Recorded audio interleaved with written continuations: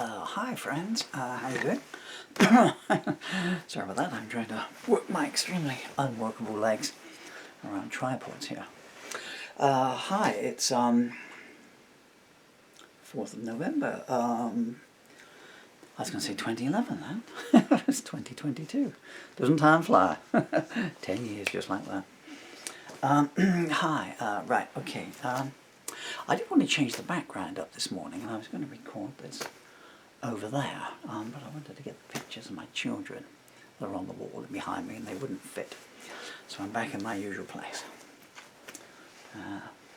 which I do get as a gate, but so I normally sit here, because if you sort of stay at the front room,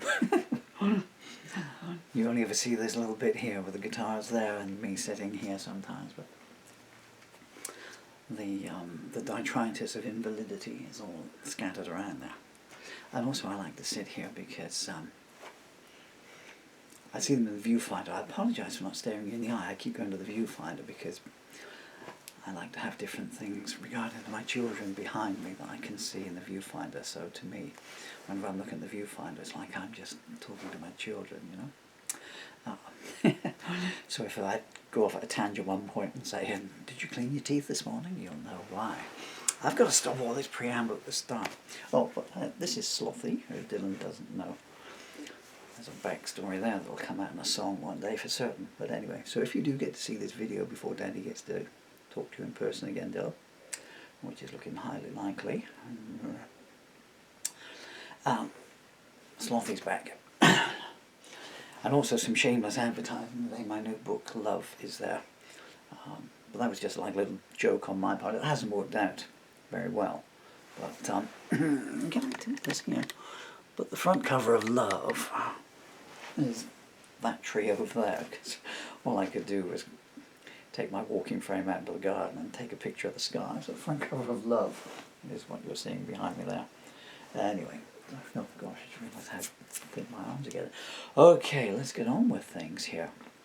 Oh, if you're a new viewer, yes, I am like this all the time. In the ramblings you get at the start. Okay, this is a new song that I just finished just a few minutes ago. I'm slumping down very low there, aren't I? That's a bit better there. I'm trying not to obscure the photographs of my children behind me. And there's a book I co-wrote with my son Dylan called The Amazing Smeller Man, which is a spoof on Spider-Man. I say I co-wrote it with Dylan. I'm not entirely sure. I think he may put a comma in there, but I've credited it to him in any case. He was supposed to have drawn the cover, and he never did, so that's why he's got a cover picture of my beautiful son on there. Right, to work in hand. Okay, this is a brand new song, literally. It's hot off the press. I sat down this morning, or the intention was, this is a true story, I woke up this morning and logged onto my telephone to see if I'd had any calls or anything in the night, and there was a message there from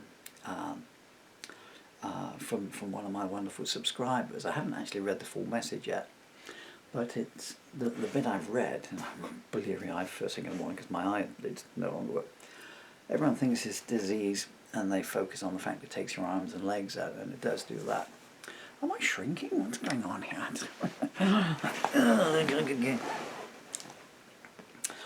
But it affects the little muscles as well, you know, so sometimes when you blink, the eyes don't open again because it's eroding all the muscles, you know, it's an autoimmune disease, and the brain is telling all the muscles to stop working and they fade away. But that's for a different channel. Anyway, it said something about don't edit your songs. Some of my songs are very long, you know. And but then I wanted to write something new today, and like a fool, I thought I'll try with a pen. So I picked up a pen and a piece of paper, and and I was just going to write a one-page song on one sheet of A4, just to have something fresh. So after the end of the first page, so I got the first verse out, and then it just came and came and came and came. But when I got to the end of the first page, I was going to stop then. I thought I'll just do a concluding verse to end it, or a chorus, 2 verses. I thought maybe I'll just go Beatles, and 2 verses and a chorus, and then repeat 1 verse and stuff, And I remember this message: don't edit your songs. And so, okay, just let it come then. And so and I think I've not counted because I've only just finished it. Literally, I finished it and changed a shirt because. I think it must be about 10 or 11 pages, 3 verses on each. It doesn't have a title yet. I finished it, I started, I missed Scooby-Doo to write this morning. It was the Graveyard Ghoul episode as well. Goodness me, I wish I hadn't put my glasses on. The other advantage of sitting here is that the sunshine comes in and takes some of the view off of me away and everything. So I sometimes appear as a blur here, which is the best way. Yeah, I finished this at 11:30. So this took me 2 hours then, because Scooby starts at 9:35. And I finished at 11:35. I always write where I am when I write them. I've had for 30 years now. It does not have a title. I need a title for it. Okay, caption competition. Who's got a title for this song? I don't know. I can't upload this until I give it a title. I mean, it's got like 1 million words in it, and I can't think of a blasted title. I'll tell you what the inspiration for the song was. For some reason, I think I was uploading something onto YouTube last night, and it flashes up, and it gives you like four options or something or another. And you might want to watch this. And no, I don't. I mean, I do, but I just don't have enough life left to. Television is a luxury I can no longer afford. And one of the boxes, and it said, I don't know, Journey, Small Town Girl live in 1981 or something or another. And so I kind of woke up that this morning. And I had Small Town Girl, so that's all I knew when I picked up a piece of pen and paper, that I was maybe going to try and write a song about a small town girl. And that's really how this came out. That's just generally all I do. The words tumble out. This is one of those ones. Shall I talk about it at the end? Yeah, I'll talk about it at the end. Otherwise I'll never get it done. Those of you who've already clicked off, you're missing something. more of me chatting. I have a title. Give me a title. I don't know, Small Town Boy? No, that's Bronski Beat, isn't it?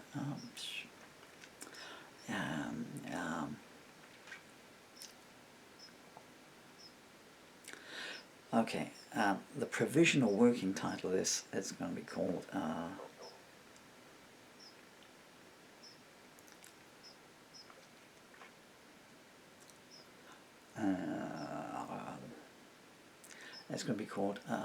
Then and Now. Okay, that's the provisional title. I'm terrible at picking titles. People say that George Harrison was bad at titles. If you look at George Harrison's titles, like I Don't Know and things, and he used to name his songs after apples, didn't he? Granny Smith was Love You Too, I think it was, and so on. The spoiler alert: some of my videos, I'm not going to finish my new Bob Dylan book, and nor am I going to get the reprints done for my existing 2 Bob Dylan books. But I have a lot of new information about Bob Dylan. Some of it has come from a source close to what I've just been talking about. I will make those as videos, tiny little videos, rather than just let the information go to waste. I don't know when that'll come in. It's a sales weekend on a certain well-known website. And I've still got 25 guitars to sell to try and raise some money for my babies. Right, let's get on with this. I know what I was going to say. I've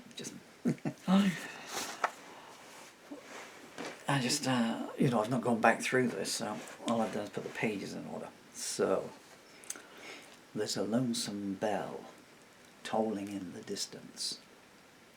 I thought I heard my name as it faded down. I came to you, shrouded in reluctance, the day after you exclaimed, I'll see you around. As the door burst in, I had to duck for cover. I didn't know who you were aiming for. I saw the crosshairs focus on your lover as my mind unbidden drifted off to a distant shore. You were a beauty queen, and yes, you knew it, resplendent in your curls and lace. Your masquerade charade begs someone to see through it. I know he took you home with tears streaming down your face. Was it 5 years gone? I saw you in the diner, smiling for tips through empty, hollow eyes. The years had been unkind, but you still walked finer than the owners of the hands that clawed at your disguise. As you passed by, our smiles locked in recognition. You turned away, but I caught you before you reached the door. I never once was swayed by anyone's position. We reminisced the whole night long and more. You told a tale of dreams and devastation. Reputations cast a shadow long and wide. Your parents could not accept the situation. A child was a secret you could not hide. They made a choice for you, and you can't forgive them. I didn't say, but I felt the same way. I'm not one to judge either the dead or living, but there's a circle awaiting both of them one day. We took things straight and slow, below their field of vision. Our steps were small, but we took them hand in hand. The past still cut through like a surgeon's incision. But in time we started making future plans. I had to work away to move things forward. Small towns don't have jobs that pay the rate. But as the months rolled on, you seemed to resent it. You'd turn away at night and snap, I was working late. Our weekends together, they were getting ever more strained. Were they weakened by distance or by apathy?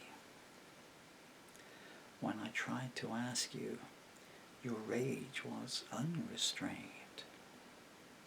Screaming, don't question me, I'm not your property.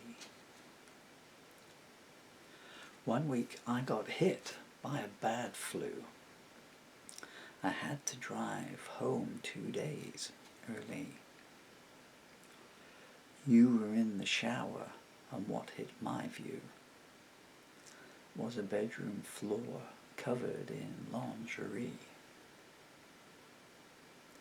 I was sitting there when you walked in humming. The smile flew from your face like a racing car. You pulled the towel high. I didn't know that you were coming. I said, I think we're lost by knowing where we are. As the months rolled by, I thought about you often. The feeling softened but never went away. Then I heard on the grapevine you were getting wider. I called you up and said, I'm coming into town to talk to you today. You met me at the door, radiant and blooming. We hugged and exchanged polite pleasantries. The empty bottles on the floor told me trouble was looming. Then a car pulled up, and I felt both of our bloods freeze. He burst in, wild-eyed and chest out, screaming in her face, "What's he doing here?" She said, "This is my place. He's just come to visit." Her voice was brave, but her eyes were veiled with fear. He came over to me in a drunken stagger, his beer-drenched mouth right up to my ear. Leering, he sneered, "Do you know how many times I've had her? I've been on and off, if you get my drift, ever since her prom queen glory year." I began to speak, but he started ranting. "You think you're better than me just because you got a job? While you're away at work, I've had her panting. How does it feel to come second to a slob?" I got the first blow in and went for the second. He hadn't reckoned on the strength love gives to a man. As he went down, I turned around to hold her. "Look out," she cried, as he went underhand. I felt my head explode, and I felt blood dripping. I saw the gun butt that had caused it clenched in his fist. Laughing like a madman, he pulled her to him. As she tried to resist, he violated her crying face with a kiss. He pulled her blouse up and exposed her growing stomach. As I tried to fight the dark off and stay awake, "Is it yours or mine? Either way it's gonna get adopted." As he spat those words, I knew he'd made a big mistake. She slapped him hard, and he stumbled backwards. The gun fell from his hand onto the barren floor. I tried to reach it, but she got there before me. And 5 years on, she evened up the score.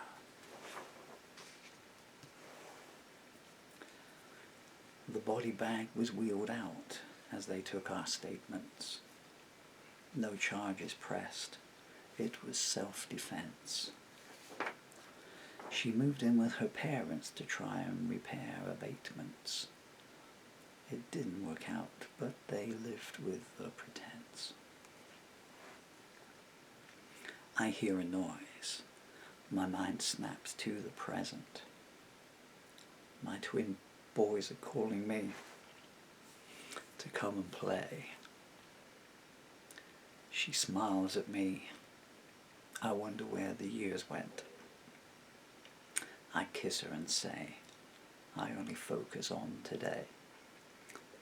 I'm so sorry, I choked myself up there when I got the bit about the boys for reasons that I won't go into. You would need to.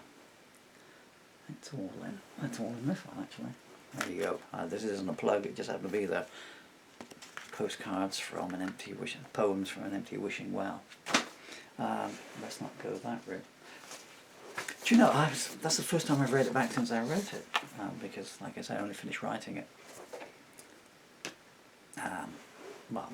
15 minutes ago now, I guess. I was getting quite swept up in that. How does it end? I was kind of going, even though I wrote it. That was one. I guess that's like what my old bands used to call my mini movie songs. I know what the music will be. I know what the tune, the cadence I wrote it to in my head. There's a lonesome bell tolling in the distance. I thought I heard my name as it faded down. I came to you surrounded. Oh, it is surrounded in reluctance. What was, just as a little aside to that before I close down, I really need a better title then and now. I mean, it needs something like that. Reminiscing on the Present. How about that? How's that for a title? I like that, Reminiscing on the Present. Yeah, that's its new title, so there you go. Reminiscing on the Present, copyright Paul Murphy, 2022. I had to take a break after a couple of pages, and because there was an alarm going off in the kitchen, so I trundled my way out to the kitchen. And which verse was it? This is just trivia now. You can turn off any time you like. I'm just sort of talking trivia from now on. That was the other thing, because I was thought to myself, because my fingers weren't too bad when I woke up this morning. That's right, I've forgotten that. It's only 2 hours.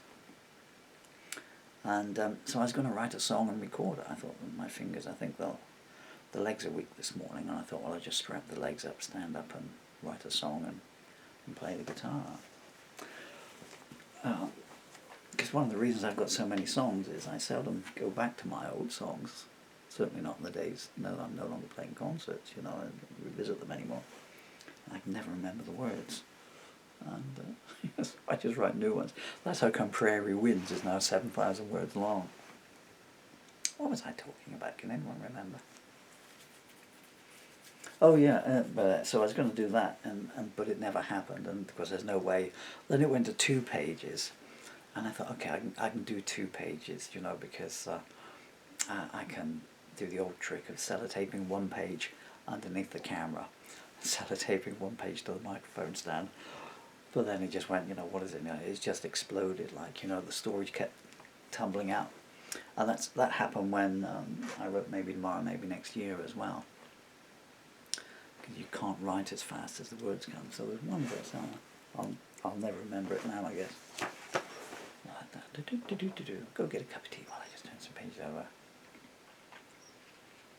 Oh, that's it. So the verse that goes, you told, it's where the verse where he meets up. So I guess, so as you probably gathered from that, so it starts, it's like, there's a prequel to it, so it starts, he hears a noise and it brings back, he hears a sharp noise and it brings back something into his mind from the past. And then he recalls the incident that's the bulk of the song, and at the end of the song it comes up to date, So, but the verse that goes, you told a tale of dreams and devastation, reputations cast a shadow long and wide. Your parents could not accept the situation. A child was a secret you could not hide, or couldn't hide. This got written down here.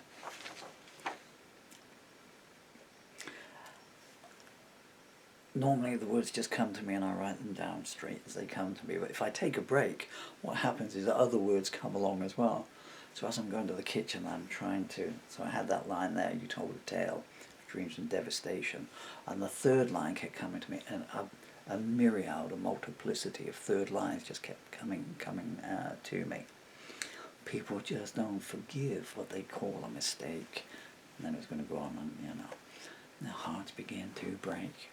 And I really don't like that, because it means I have to choose between the words. What normally happens is I always write the words out hand. Well, that's how I've done it for 40 years, I guess, Do you have any idea how, with motor neuron disease, or autoimmune neurological disease, because I've been re-diagnosed now, all this lot in handwriting is?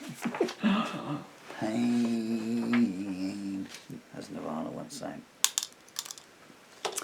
But anyway, so I don't think I'll ever be able to record it, because too many words, it would need overdubbing. It'd be like wallpapering the house, and then I'd need a telescope and binoculars to see them all.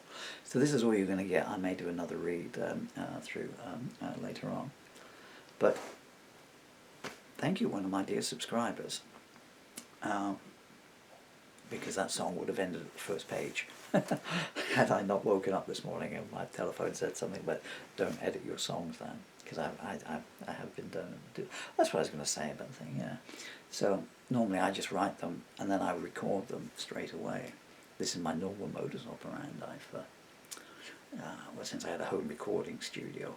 In the old days, since I was just working on Bitter Realities last night, which is compilation of my protest material, which starts off in 1982 and then runs up through to Bitter Realities, which is 1996. I only found out when I got the copyright lyrics last night that I wrote Bitter Realities in 1996, the song Bitter Realities.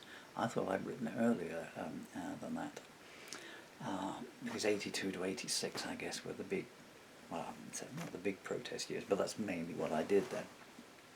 And I hadn't had so many heartbreaks then to add some other things into the mix.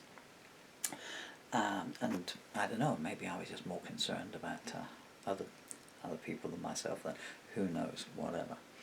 But since I set up my homage studios, my own recording studio, 96, I guess, which was just a luxury for me.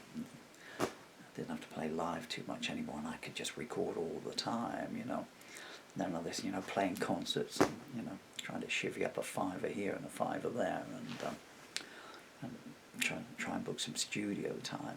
There was only 2 recording studios in Yeovil at the time. One with a big professional one, which was like 50 quid an hour. And one was this little, oh man, I don't want to name the guy. I mean, I'm chuckling, but man, he was a crook, like, I mean, he was so bad with the local bands, like, we learned all the tricks, and he would love naive young musicians, and we advertised in the paper, and you'd go in, and it would be, oh yeah, it's just £5 an hour, and everything like that. And he would go in, you go in, and he'd say, take your time tuning up. Are you sure? Maybe that G's, take all the time you're rehearsing and everything like that. And say, okay, you see, set up and everything, go around the room, go bop, bop, bop, see where you can get the best feel of your vocals and everything like that. And then you go, okay, I'm ready to record now. And you go, okay, well, no, your time's up now. If you want to pay enough, that's your 2 hours, 2 hours I haven't recorded anything, no, studio time clicks the moment you walk in the door, like, And the other trick he had, which I only found out at the end, was he would do the mixing and stuff, and then you go back in, so you pay in advance for this block studio time and everything. What did we know? We were green as grass, and I'm in a storytelling mood today, aren't I? Either in songs or anything else. And then you would, so I don't know how many songs I did. I think it was 8. It's on a C90 metallic cassette somewhere, and I've got the studio tape, the big Maxwell 7.5-inch studio tape somewhere upstairs. Why didn't I cut that? I can still remember some of the songs I recorded, and This Is Today. I was only thinking about the song yesterday, it was in my brain.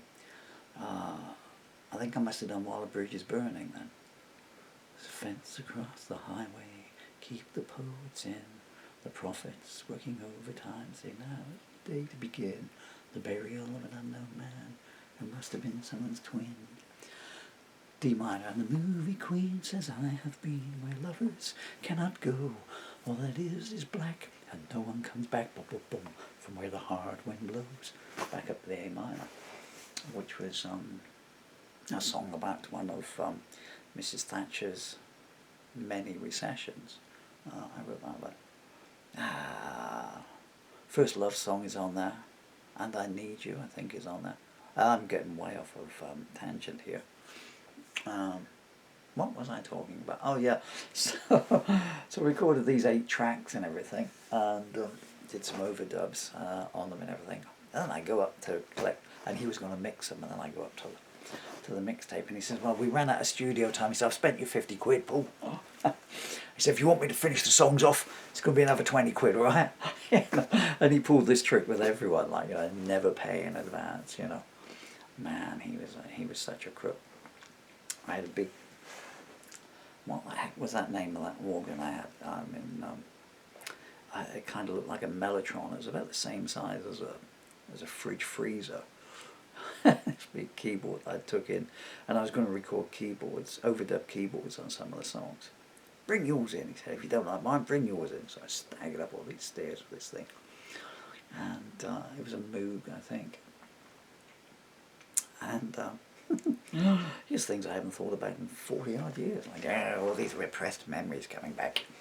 I need some therapist dolls. So, and I go up there, right, and I've got this, but I decided to just leave it as acoustic.